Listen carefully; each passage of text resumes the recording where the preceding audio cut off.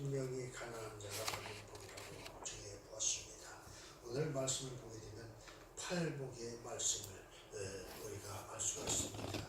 주님이 이 땅에 오셔서 참 많은 무리들에게 말씀을 전했습니다. 오늘 그 말씀을 전했는데 이 말씀을 소위 말하는 산상보훈의 말씀이다 이렇게 이야기합니다. 그렇습니다. 오늘 이 마태복음 5장 3절에 보면 심령이 가난한 자는 복이 있나니 천국이 저희 것이니요 이렇게 말을 합니다. 우리는 하나님의 구속사는 바로 구약시대에서부터 시작해서 신약시대로 넘어오게 되는데 그것이 바로 예수 그리스도의 성육신으로 이루어지게 되었습니다. 주님께서 이 땅에 육신의 몸을 입고 오셔서 하나님의 나라를 선포하고 하나님께서는 그 신약시대의 백성들이 과연 주님의 재림하실 때까지 어떻게 살아야 하는가를 갖다가 이 산상보훈의 말씀을 통해서 우리에게 가르쳐 주었습니다. 특별히 초림을 맞이하고 주님의 재림을 기다리는 우리 신약의 성도들이 어떻게 살아야 되는가, 특별히 새로운 생활의 기법을 정해 주셨는데 과거 구약시대에는 율례와 법도라고 하는 것은 십계명을 통해서 우리에게 주셔서 그 구약시대에는 오실 예수님을 고대하며 믿음으로 참 구원에 이르게 했다고 하면 오늘 우리에게는 이 신약시대에 와서는 그 주님이 이 땅에 오셔서 우리를 위하여 그가 십자가에 달려 우리를 위하여 화목제물이 되시고 그 주님께서 우리의 죄를 담당하셨다는 것과 주님이 우리를 위하여 죽으실 후에 다시 죽은 자들 가운데서 부활 승천하셨다는 사실을 믿음으로써 우리가 재림의 예수를 소망하고 영원한 천국에 이르는 길을 열어주셨다는 것입니다. 오늘 우리는 이 말씀을 통해서 주의 재림을 사모한다면 어떻게 살아야 되는가, 그 말씀을 통해서 우리가 이 시대를 살아가면서 과거 이스라엘 백성들에게 주었던 율례와 법도 십계명과 같은 그런 계명들 위에 오늘 우리 주님의 복음을 통해서 우리가 주님의 나라에 올라가는 그러한 복된 성도들이 되어야 될 줄 믿습니다. 이 5장 1절에 보면 산에 올라가셔서 말씀을 하셨는데 이것을 바로 산상보훈이라고 우리는 말을 하고 있습니다. 그렇습니다. 그런데 이 산상보훈이 수훈이 서론에서부터 가장 핵심적인 내용이 팔복강해인데 이 팔복은 신약시대 성도들에게 주어지는 새로운 삶의 규범이다. 그렇습니다.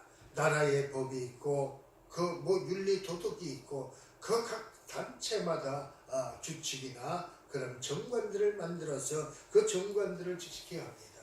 그 정관을 지키지 않고 그 규범을 어기면 거기에 상응하는 벌칙이 따르게 되는데 오늘 이 말씀은 바로 우리가 영원한 천국에 올라가려면 하나님의 나라에 가려면 어떻게 해야 되는가를 우리에게 참 산상수훈이라고 하는 말씀을 통해서 우리에게 가르쳐주고 있다. 우리가 주의 재림을 사모하는 이 언약의 백성이라면 반드시 우리가 이 변화를 사모하는 언약의 백성으로서 이 팔복의 말씀을 통해서 우리 자신에게 선포되어지고 이루어지는 역사가 있어야 되는 줄 믿습니다.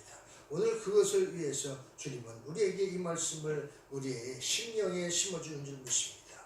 말씀의 씨앗이 우리 심령 가운데 떨어져서 그 씨앗이 자라서 열매를 맺어서 성령의 충만한 역사가 우리를 통해 나타나시기를 주님의 이름으로 축복합니다.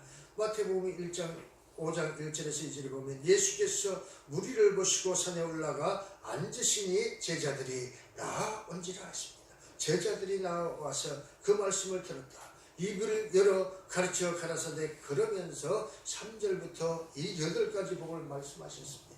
오늘 우리는 이 8가지 복 가운데 심령이 가난한 자가 받는 복이 무엇인가를 생각하면서 오늘 우리 안에 그 심령의 가난한 자가 되어서 하나님의 축복을, 하나님의 복을 받는 성도들이 되시기를 주님의 이름으로 축복합니다. 우리가 살아가는 데 있어서 이 땅에 살아가는 동안에 부귀영화를 누리고 명예를 얻고 권력을 얻고 그리고 행복하게 살아가는 것이 소망일 것입니다. 그런데 그것보다 더 중요한 것은 바로 우리가 심령이 가난한 자가 받는 복이 있는데 그것은 어떠한 복이냐? 천국이 저희 것이라고 했습니다. 이 세상에서 받는 복 중요하지요. 그것보다 더 중요한 것은 바로 우리가 잠시 나그네 인생길에서 누리는 그러한 행복보다 더 중요한 것은 바로 영원한 천국에 가서 하나님의 축복을 받는 것이다. 하나님과 함께하는 복을 받는 것이다. 하나님의 은혜 가운데 그 천국에서 하나님을 찬송하며 경배하는 것인 줄 믿습니다.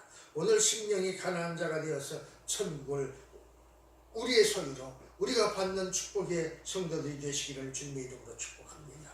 하나님은 천국을 주신다고 분명하게 약속하고 있습니다.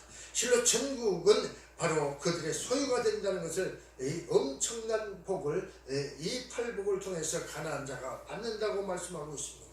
우리나라에서 제일 비싼 땅이 명동에 있다고 이야기합니다. 소위 말하는 강남 노른자의 땅이다 이렇게 이야기를 합니다. 그 중에서도 최고 비싼 땅이 네이처 리버블록이라고 하는 그러한 업체가 있는데 그 업체의 땅이 가장 비싸다고 하는데 그 한 평의 가격이 무려 2억 5천만 원이라고 이야기합니다. 한 평이라고 하면 그저 우리가 소위 말하는 공동묘지에 들어가서 반듯하게 누워서 잠을 자는 그러한 묘지의 참 그 면적보다도 비슷하거나 작거나 또 조금 많을 수도 있고 그렇습니다. 그런데 그 땅이 2억 5천이라고 하는 것입니다. 10평만 되어도 20억. 여러분들은 상상도 할 수 없는 그런 비싼 값어치가 있는 땅이라고 이야기합니다. 그 땅에서 우리가 영원할 수가 있겠습니까? 그 땅에서 자자손손이 복을 받고 그것으로 인해서 행복하고 영원한 천국에 이르는 그러한 땅이 되겠습니까? 그러나 그것으로는 우리가 하나님의 나라에 가서 아무 무슨 기업도 얻을 수가 없다는 사실을 생각하면서 오늘 그 명동의 노른자의 땅보다도 더 소중한 땅 영원한 천국이 우리에게 약속되어 있다는 사실을 생각하면서 오늘 이 팔복의 말씀 심령이 가난한 자가 되어서 하나님의 나라를 천국으로 소유하는 그런 가장 큰 부자들이 되시기를 주님의 이름으로 축복합니다. 그렇습니다. 이 천국은 그래서 우리가 반드시 가야 하고 반드시 누려야만 하는 것입니다. 천국은 성경을 통해서 하나님의 나라라고 표현을 하고 있습니다. 마태복음 5장 3절에서도 천국이 저희 것이며 라고 말씀을 했고 누가복음 6장 20절에서는 예수께서 눈을 들어 제자들을 보고 가라사대 가난한 자는 복이 있나니 하나님의 나라가 너희 것이며 하나님의 나라가 너희 것이라고 얘기를 했습니다. 오늘 저와 여러분에게 그 하나님의 나라가 우리의 것이 되어지는 축복이 마시기를 주님의 이름으로 축복합니다. 마태복음은 천국이지만 누가복음에서는 하나님의 나라라고 했습니다.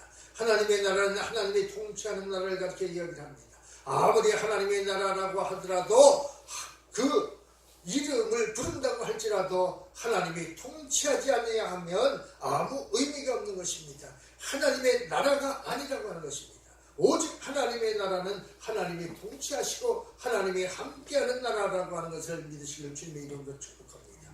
이 하나님의 나라는 곧 천국을 얘기하는 것이고 우리가 가야 할 가장 소망하는 것이 천국이라고 하는 사실을 생각하면서 바로 이 천국은 도대체 어떠한 나라인가 어떠한 것인가를 생각해보는 이 시간을 갖겠습니다. 첫 번째로 오늘 우리에게 말하는 천국은 미래적인 천국과 아니면 현재적인 천국을 가르쳐 이야기를 하고 있습니다.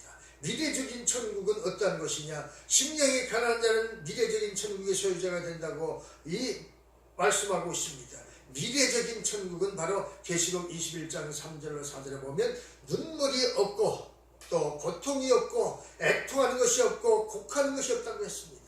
우는 일이 없다는 것입니다. 애고 슬퍼할 일이 없다는 것입니다. 사망이 없다고 말씀했습니다. 죽음이 없다는 것입니다. 가장 슬픈 것이 무엇입니까? 주변의 가족이나 친한 이웃들이 죽는 모습을 보면서 그 심정이 찢어진다고 말씀하고 어떤 이들은 심지어 졸도를 하고 어떤 이들은 그것 때문에 평생에 가슴앓이를 하다가 슬픔 속에 죽어가는 것을 보게 됩니다. 그런데 이 하나님의 나라 영원한 천국은 그러한 고통이 없는 나라라고 말씀하고 있는 것입니다. 그래서 우리가 반드시 가야 할 나라인 것입니다. 이 하나님의 나라는 바로 이렇게 미래적인 천국을 이야기하는 것인데 아버지와 관련해서 여러 가지의 표현으로 설명을 하고 있습니다.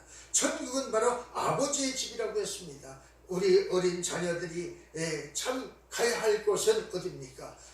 학교 갔다가 돌아갈 곳은 그 아버지 어머니가 계시는 가정입니다. 직장에 갔다가 돌아오는 것도 그 아버지 어머니가 계시는 포근한 가정인 것입니다. 아버지 어머니가 계셔서 맛있는 음식을 장만하고 그 아들 딸들을 기다리고 그 딸들을 위해서 기도하고 그 딸들을 위해서 음식을 장만하는 것, 그런 것이 가정일 것입니다. 그런데 오늘 천국은 바로 아버지의 집이라고 했습니다. 바로 우리가 가야 할 우리 아버지의 집이라고 하는 것을 이야기하고 있는 것입니다. 요한복음 14장 1절에 보면 이 예수님께서 떠나시면서 이절에 내 아버지 집에 구할 것이 많다고 하시면서 천국을 내 아버지의 집이라고 표현하셨습니다. 그렇습니다. 바로 3절에는 처소라고 했습니다. 사는 곳을 가리켜 이야기하고 있죠. 계신 곳을 가리켜 얘기하고 있죠. 요한복음 14장 2, 3절에 내 아버지 집에 거할 것이 많도다. 그렇지 않으면 너희에게 일렀으리라. 내가 너희를 위하여 처소를 예비하러 가노니 가서 너희를 위하여 처소를 예비하면 다시 와서 너희를 내게로 영접하여 나 있는 곳에 있게 하리라. 그렇습니다. 오늘 우리가 그 예배드린 이 집이 바로 어떤 곳이냐? 돌아갈 곳이 있어서 예배 후에는 우리는 또 집으로 가야 됩니다. 근데 그곳이 영원한 집이겠습니까? 그 영원한 집이 아니고 장막집이요 잠시 머물다 가는 그런 콘크리트 집일 뿐입니다. 그런데 오늘 우리 주님이 얘기하시는 그러한 집은 어떠한 집이냐? 아버지가 계시는 영원한 집이라고 하는 것을 이야기합니다. 오늘 우리가 예배드리고 집에 돌아간다면 그러나 그곳이 내 아버지 집이 아니라는 것입니다. 그렇습니다. 진짜로 우리가 가야 할 내 아버지 집 각자 우리의 처소가 따로 있다는 것입니다. 오늘 우리에게 심령이 가난한 자가 되어서 주님께서 예비한 처소를 우리는 반드시 받을 날이 올 것이라고 하는 사실을 알아야 됩니다. 주님이 재림하시면 반드시 우리를 그곳으로 인도해 가실 것입니다. 천국을 자기 아버지의 나라라고 했습니다. 특별히 천국을 자기 아버지의 나라라고 했는데 이것은 바로 하나님과 우리의 관계가 정확하게 부자관계가 되어야 함을 가르쳐주고 있습니다. 하나님께서는 독생자 아들 예수 그리스도를 이 땅에 보내서 우리의 죄 문제를 해결하시고 그 아들 예수를 통해서 그 아들들을 원하신다고 말씀했습니다. 그것은 무엇을 얘기를 하느냐? 예수를 통해서 우리가 죄사함을 입고 예수의 형제가 되는 것을 가르쳐 이야기를 합니다. 하나님의 자녀들이 되는 것을 이야기를 합니다. 그 위해서는 오늘 우리에게 어떻게 해야 되냐? 철저하게 우리가 죄인임을 고백하고 예수의 피로 씻김을 받고 예수로 구원을 얻어서 우리가 아버지라고 부를 수 있어야 된다는 것입니다. 그렇습니다. 오늘 하나님은 모든 성도의 아버지가 되십니다. 우리가 믿는 아버지는 한 분이시고 다 똑같은 것입니다. 그런데 어떤 분은 아버지가 다르다고 말합니다. 그러나 남의 그러기 때문에 남의 아버지라고 하는 이야기를 하고 있습니다. 오늘 우리는 어떤 아버지를 모시고 있습니까? 남의 아버지를 바라봅니까? 아니면 우리의 아버지, 내 아버지를 바라보고 있습니까? 오늘 우리에게는 영원한 아버지 하나님만이 우리의 아버지가 되시는 줄 믿습니다. 마태복음 13장 43절에 그때의 의인들은 자기 아버지의 나라에서 해와 같이 빛나리라 했습니다. 오늘 우리에게 영원한 천국은 바로 그러한 곳입니다. 영원히 해와 같이 빛나는 그러한 나라, 그러한 곳에 우리의 아버지가 계시고 우리의 구할 처소가 있다는 것을 말씀하고 있는 것입니다. 오늘 저와 여러분은 각자 자기 아버지의 나라에 들어가서 해와 같이 빛날 줄로 믿습니다.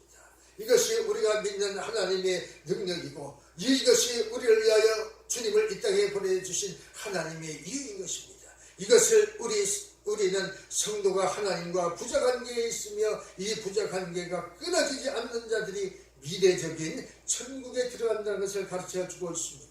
마태복음 26장에 보게 되면 내 아버지의 나라라고 표현했는데 그 나라는 어떠한 나라입니까? 그러나 너희에게 이르노니 내가 포도나무에서 난 것을 이제부터 내 아버지의 나라에서 새 것으로 너희와 함께 마시는 날까지 마시지 아니하리라 하시니, 오늘 주님은 이 땅에서 그 제자들과 함께 포도주를 즐기셨습니다. 포도주를 통해서 주님은 그 제자들에게 이야기합니다. 나는 포도나무요 너희는 가지니 그 가지가 그 몸에 붙어있지 않으면 열매를 맺지 못한다고 했습니다. 그러면서 그 포도주를 즐기셨습니다. 그런데 이제 다시는 마시지 않겠다고 이야기를 하십니다. 그리고 마실 날이 올 것이니 그것은 너희가 나와 함께 영원한 아버지 집에 있을 때라고 말씀하고 있습니다. 그렇습니다. 주님은 우리를 위하여 포도주, 그 즐기시던 포도주도 끊으시고 우리를 위하여 우리를 위한 처소를 예비하고 계신다고 얘기를 했습니다. 그 처소에서 우리와 함께 새 포도주를 마시자고 말씀하고 있는 것입니다. 오늘 우리에게 그러한 천국이 준비되어 있다는 사실을 믿으시길 주님의 이름으로 축복합니다. 이 천국은 언제부터 그럼 준비되어 있는가, 예비되어 있는가? 주님은 말씀합니다. 천국은 창세전부터 예비된 나라라고 말씀하고 있는 것입니다. 이미 하나님은 이 세상을 창조하시기 전에 벌써 천국을 예비하여 놓으셨다고 말씀하셨습니다. 마태복음 25장 34절에 창세로부터 너희를 위하여 예비된 나라를 상속하리라. 창세로부터 예비한 나라를 우리에게 주신다는 것입니다. 우리 부모들이 과거 옛날에 딸을 낳으면 그 오동나무를 심는다고 했습니다. 왜 그랬느냐? 그 오동나무가 자라서 큰 제목이 되어지면 그 딸을 위하여 혼수를 장만하는 그러한 장롱을 만들고 생활 가구들을 만들어서 시집갈 때 보내기 위해서 준비한다고 이야기를 합니다. 그 부모는 언제부터 준비한다고 얘기를 했습니까? 딸이 태어난 후에 한다고 했습니다. 그런데 우리 하나님은 언제부터 준비하셨다고 했습니까? 온 우주 만물을 창조하기 전부터 우리를 위하여 그 처소를 예비하고 계셨다고 말씀을 하고 있는 것입니다. 그러니 오늘 우리는 그 하나님이 얘기하신 그 처소를 빼앗기는 어리석은 자가 되지 않고 그 창세전에 준비하신 그 천국에서 영원한 행복을 누리시는 성도들이 되시기를 주님의 이름으로 축복합니다. 창세로부터 너희를 위하여 예비된 나라를 상속하리라. 그런데 이 나라를 누가 받을 수 있다고 말씀합니까? 바로 내 아버지께 복 받을 자들에게 받게 된다는 것을 이야기하고 있습니다.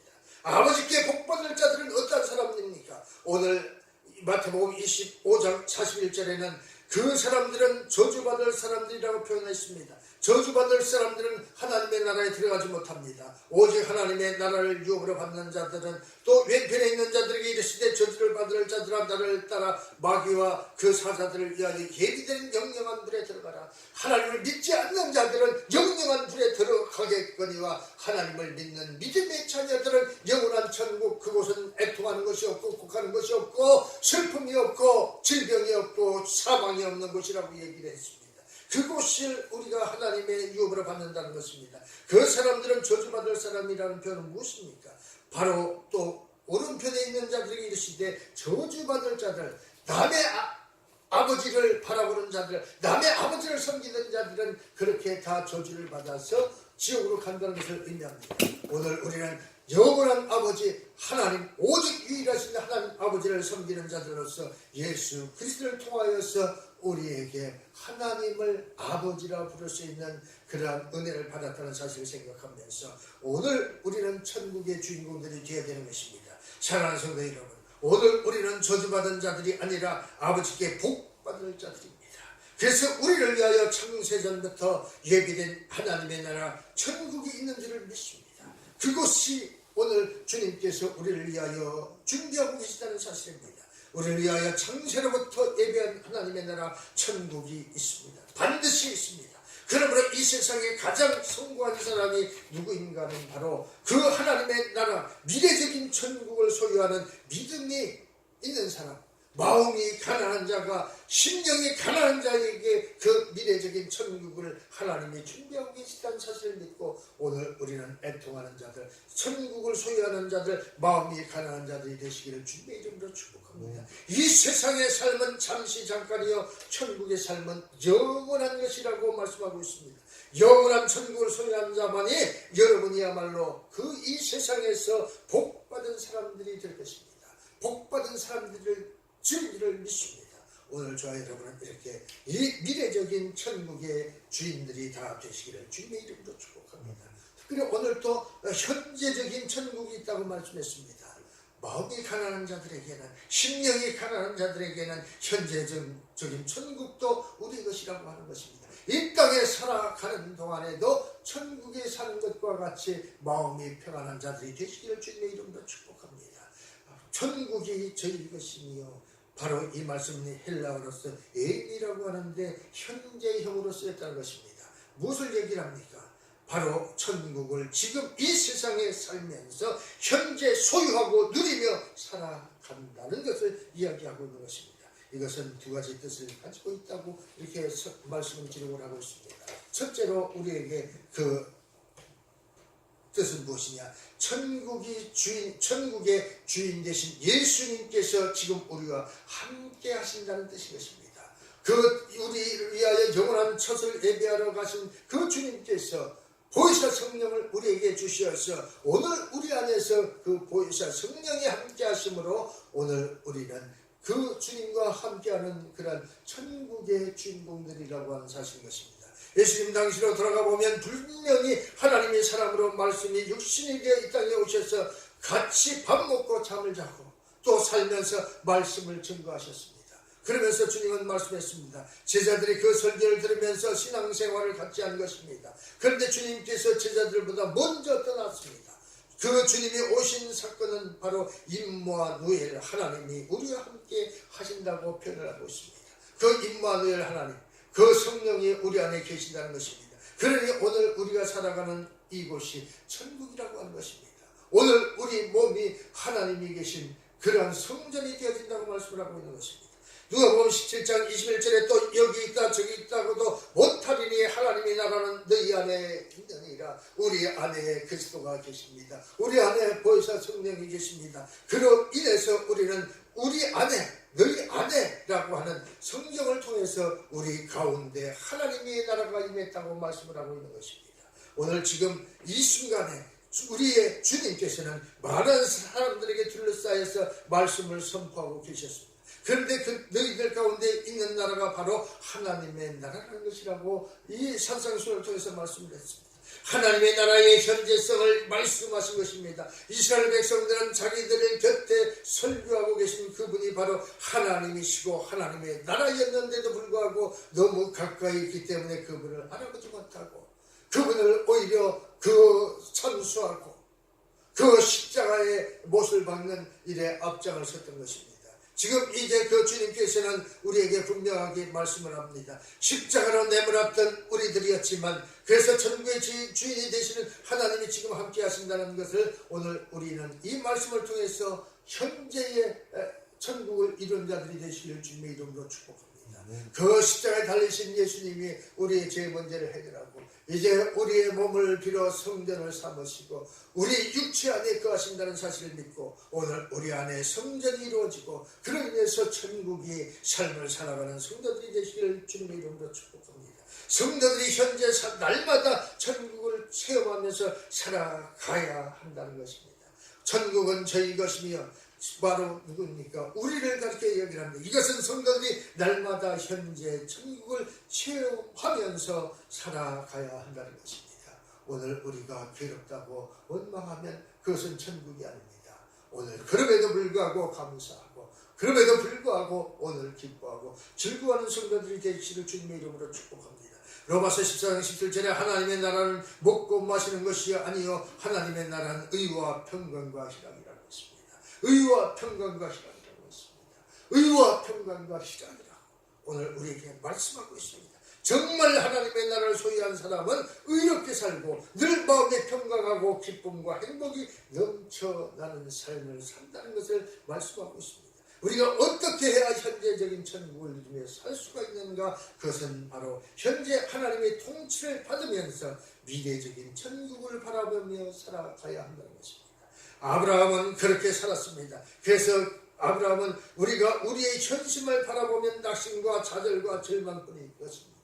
아브라함도 마찬가지였습니다. 본토 친척 아버지를 떠나라는 하나님의 말씀대로 떠났습니다. 그런데 가나안이 주어지고 그것을 하나님께서 등기해서 그 나라를 삼아 주셨습니까? 유리 걸식하며 산과 들로 그 풍찬 노숙하면서 양을 치는 유목민 생활을 했습니다.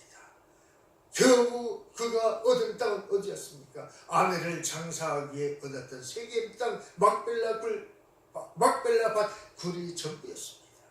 그런데 하나님은 그 아브라함의 믿음을 통해서 이삭을 그에게 주었고 이삭을 통해서 자손을 번성케 하심으로 자손들이 번창하는 하늘의 별 같은 축복을 내리셨다는 사실인 것입니다. 그는 늘 하나님의 말씀에 순종하여 나가면서 하나님을 예배함으로써 그 낙심, 낭망, 절망뿐인 세상에서 감사하고 하나님께 영광을 올려드리며 예배의 삶을 살았던 것입니다.